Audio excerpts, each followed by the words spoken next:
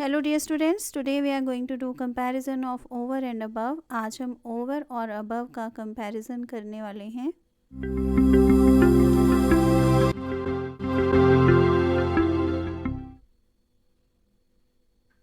Both above and over are prepositions of place and both mean at a higher level.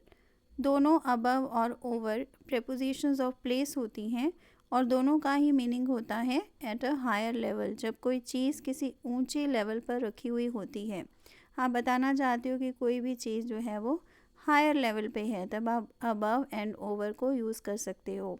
Sometimes we can use them interchangeably, और कभी कभी हम इन्हें interchangeably यानी एक दूसरे की जगह पर यूज़ कर सकते हैं।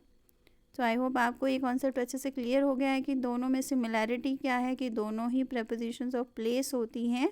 जब आप किसी प्लेस की जगह बारे में बात करते हो कि कोई प्लेस जो है वो किसी और प्लेस के कंपैरिजन में हायर लेवल पे है, तब आप यूज़ कर सकते हो अबव या फिर ओवर। तो अब मैं आपको बताने वाली हूँ कि इन दोनों में डिफरेंस क्या है।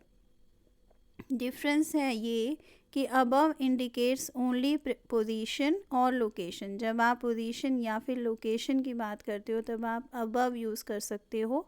Over indicates both location and movement. जब आप ओवर यूज़ करते हो तो इसका मीनिंग है कि लोकेशन और मूवमेंट आप दोनों की ही बात कर सकते हो।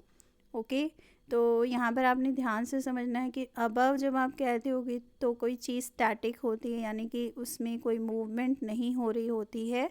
जब आप ओवर यूज़ करते हो तब आपने ये बताना है कि वो हायर लेवल पे है और वो मूव भी कर रही है। ठीक है, तो अभी मैं आपको बताऊंगी इसके examples. There is a temple above that valley.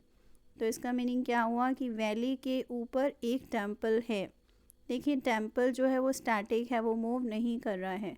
और नेक्स्ट सेंटेंस है many birds were flying over the valley.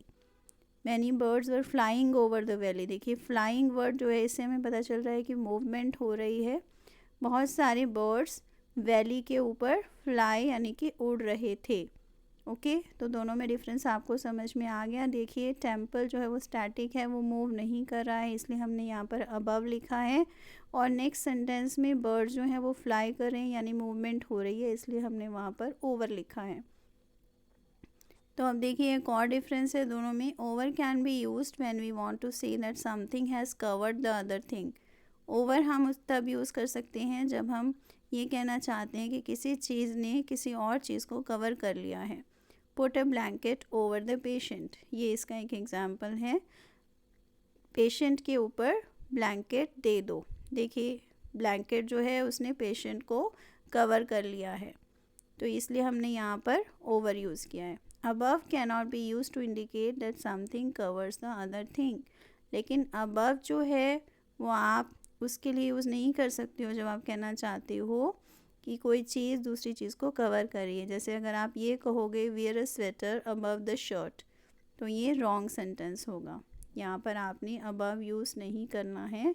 Above की जगह आपने क्या यूज़ करना है, अबव की जगह यहाँ पर आएगा over. Okay, wear a sweater over the shirt, क्योंकि स्वेटर जो है वो शर्ट को कवर कर लेता है। सो आई होप आपको ये कॉन्सेप्ट अच्छे से क्लियर हो गया है। Thanks for watching. Keep learning. See you in the next video. Please subscribe to my channel if you haven't done it yet. And please give me your comments also. Thank you.